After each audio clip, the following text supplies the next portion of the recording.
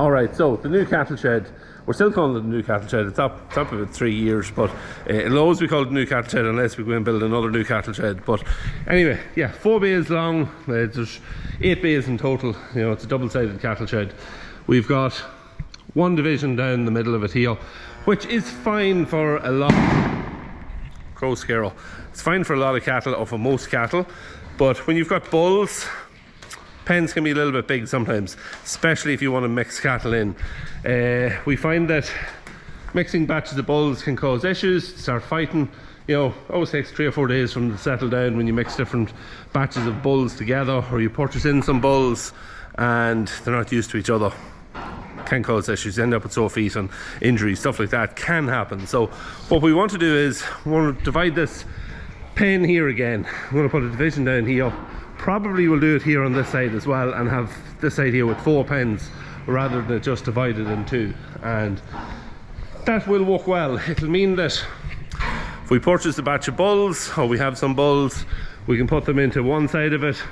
We buy 4 or 5 more, or they come, we can stick them in here alongside the bulls we want to mix them with, and they get used to each other through the bars. After a few days, pull the gate open, let them mix in together. Super, that's exactly what we want. We could also start mixing cattle here and move them across over onto this side. So it just opens some options up for the likes of mixing cattle or new animals coming into the farm, and get them used to each other before putting them all together for a free-for-all in the pen to kill each other. So that's kind of what we want to do. So that's fine. We have the gate here for it. I'll show it to you now in a second.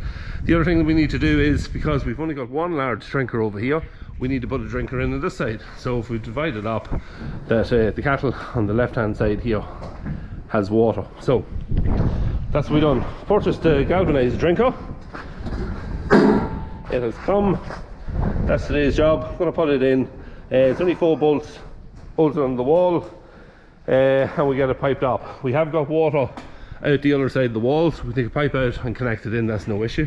The other thing that we have here is we went for one of the heavy duty dividing gates. So that's the gate that's going to be going in here, and we'll get that in towards the end of the week. We'll get it all installed. So yeah, this pen's not full. We have there's 7 bulls that we could put into this pen. We want to put into this pen, but we can't, and it's been okay for now. But our suckler cows are going to start calving in about a month's time.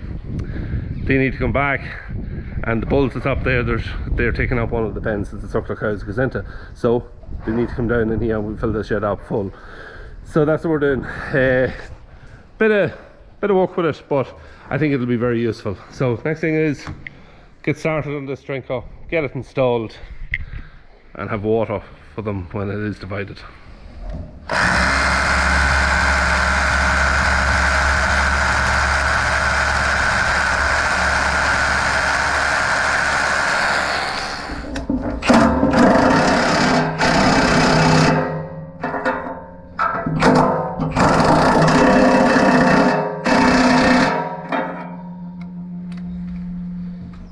Alright, so drinker is in, fairly straightforward, water's onto it and all, so couldn't be better.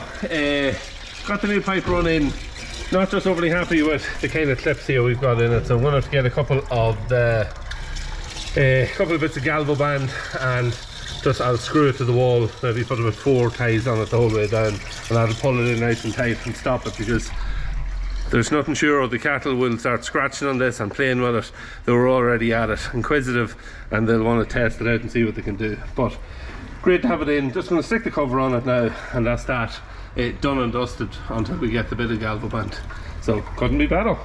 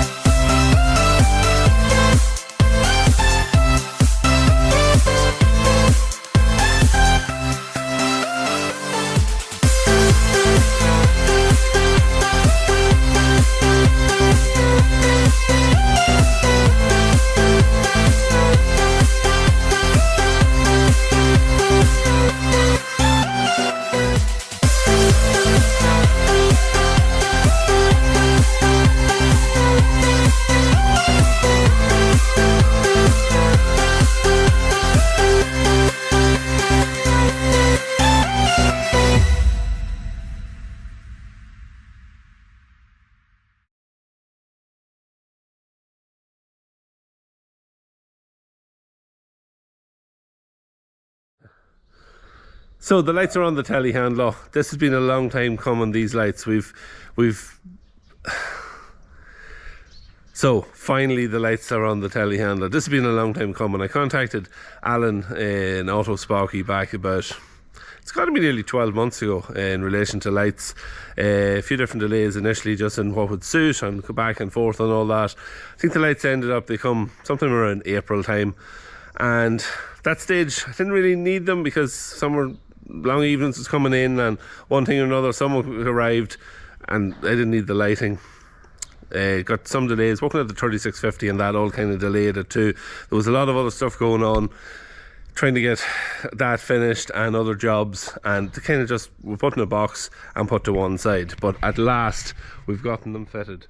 Wanted something that was more or less a direct replacement for the light that was on it, and that's what we got. Looks exactly the same, so very, very happy with those. The floodlights work. We also got a new headlight, dip light, indicator light as well. What was on it was the old Hello ones. Dull light out of them. Didn't really, they done nothing at all. The lights were all faded and just done nothing at all. So these here are very impressive. Have a little bit of footage of them. I'll show you walking there in a second. Yeah,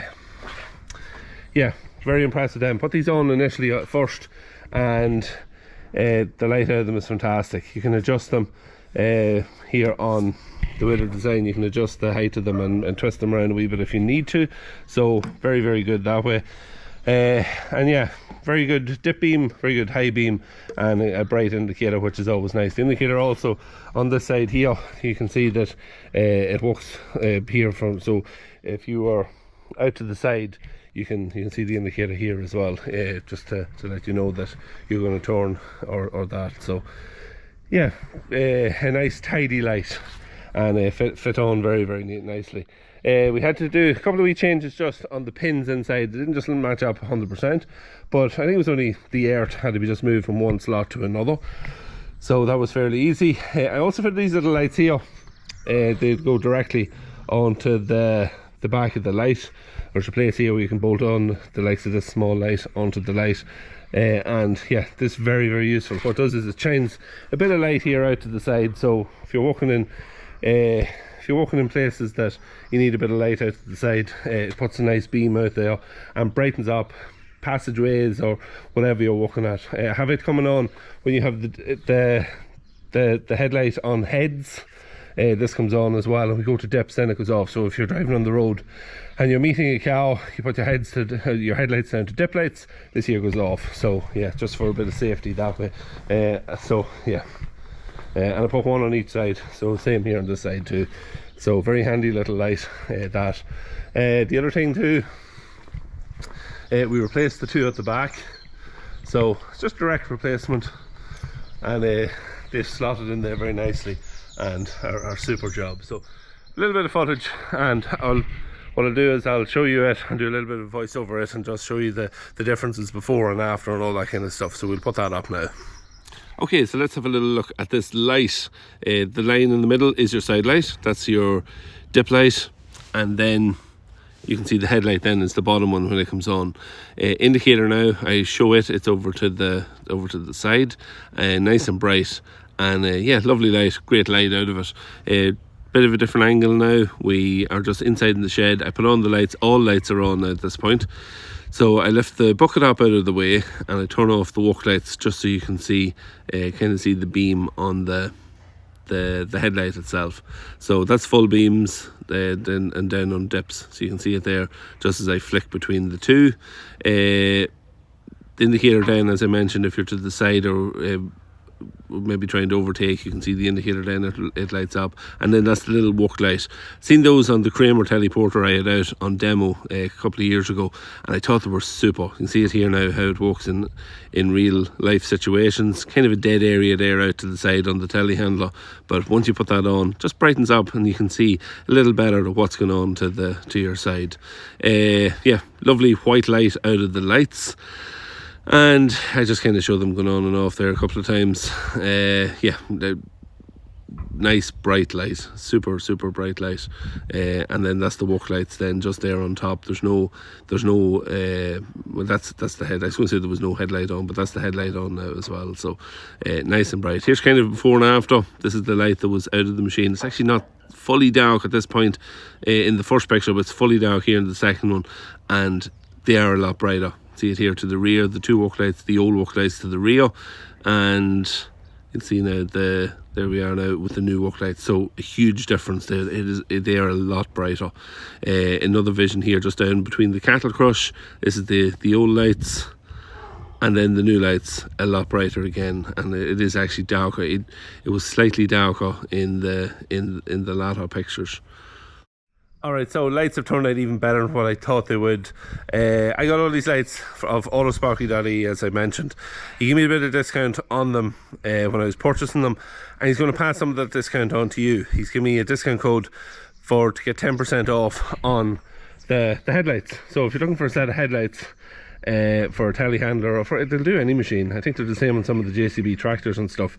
You can get a set, and Jerry 6420, put it in the discount code box at the checkout, gets you 10% off on the price of them. So yeah, it's a nice little discount to get. Yeah, but I'll put a link in the description below. Autosparky.ie. He does lights for all makes, models of tractors. Obviously the lights here at the top, I got them off him, which are all in black, but he also has them in grey, which is on the, it's grey, they're similar light, but there's a grey ring around them on the 30 series, so he has them as well. So at some stage in the future, I may change the lights on the 6930 as well, put them LED, and it'll be a nice change on it. But yeah, does all lights, the lights, these little lights here. No matter what you're looking for, you'll have something that'll sort you out, and switches, beacons, all that kind of stuff. So go over and check them out, autosparky.ie, link in the description below. Alright, so now that we're finished with all that, took a bit of footage last week up and handling machinery of the new 6.0 tractor when it came for the day, and let's go and have a look at that. Alright, so the new 6.0 series John Deere, announced last November by John Deere. It will be in sale, I think, later on this year.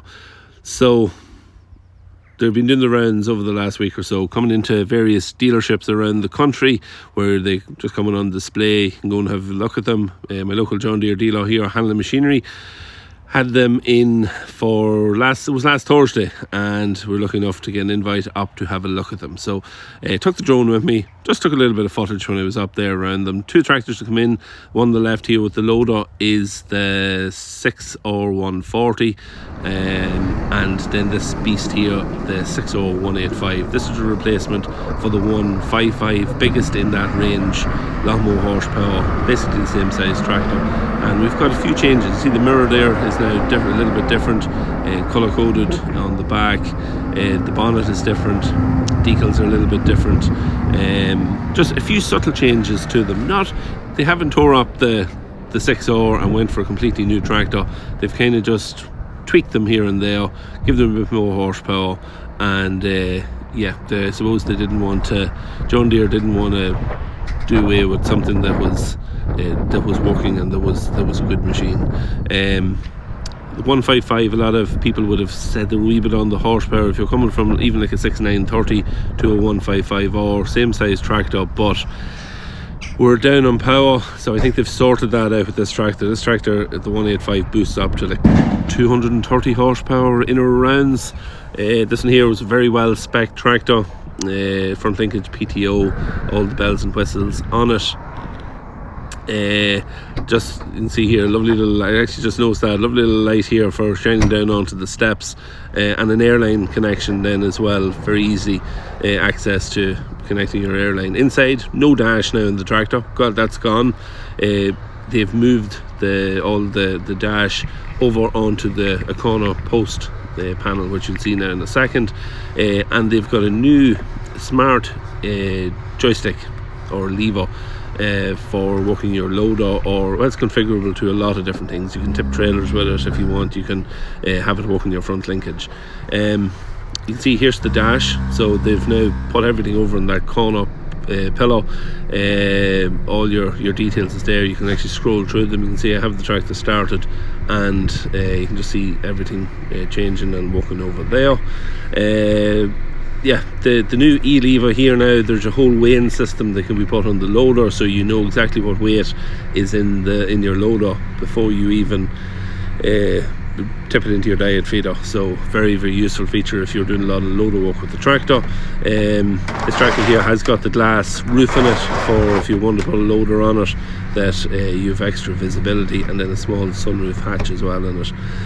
So as I say, it was very, very well kitted out. It actually has the new these later ones now can be also gotten with a reverse fan, so if you're working in dusty conditions, baling or silage or whatnot, there's a reverse fan now that you can get fitted onto them. Press it, reverses the fan, blows out any of the dust from your radiator, and it just stops the tractor from having any overheating issues. This one was also equipped with the very desirable Command Arm Pro gear lever, auto power gearbox. So yeah, she was very, very well spec'd. I do like the feel of that lever, I have to say, now to have all the functions there right beside you, and yeah, very, very nice. The other thing that it had on the rear of it, which I thought was very good, hydraulics lock and stabilizer arms. You can lock the stabilizer arms from inside in the tractor, so that was a nice little feature as well. So the new 6R series, great to get a viewing of them finally in the flesh. Unfortunately we couldn't drive them. It was only just like a viewing day. You could get in, sit in the tractor. The key was there, you could start it. Now you could have tore away up the yard with it if you wanted to, but I didn't like to do that, or I wouldn't do that. They weren't for driving, they were just for viewing, and it was still nice to get a look at them in the flesh. Impressions on it, I think the facelift is nice on them. I think they were due that. They're basically the same since what, about 2015, 2016, so they were due to get some little bit of a facelift just to make them a little bit different looking. And I like the changes that they've made. I think the bonnet now, it matches the tractors, like the 7Rs and the 8Rs. It's along that same styling, so that's nice. Bit of a horsepower increase across the range. I think all tractors have more or less got a little bit of a horsepower increase. That's also good. The 155R, where some people who had them were a wee bit down on power, I think those 185s will sort out that issue in that range. I think they call them the mid size or mid range of the Deeres. So yeah, the 155, like, they've been the most popular selling tractor in Ireland and the UK over the last couple of years. And I think the 185 will basically just take over where that has left off. Anyone who was buying the 155 will now be going out and buying the 185. So same size tractor, just a lot more horsepower. Boosts up to like 230 horsepower, so there's a big difference in that. The other big thing that they've changed to is they've went from a dash to no dash. It's now a corner post display, so that would take a little bit of getting used to. Deeres have always had dashes, so that's going to be a wee bit different, but look, I think you get used to it fairly quickly. If you're working with implement behind, a lot of your concentration is going to be what's going on back there, and on your controls to your right hand side.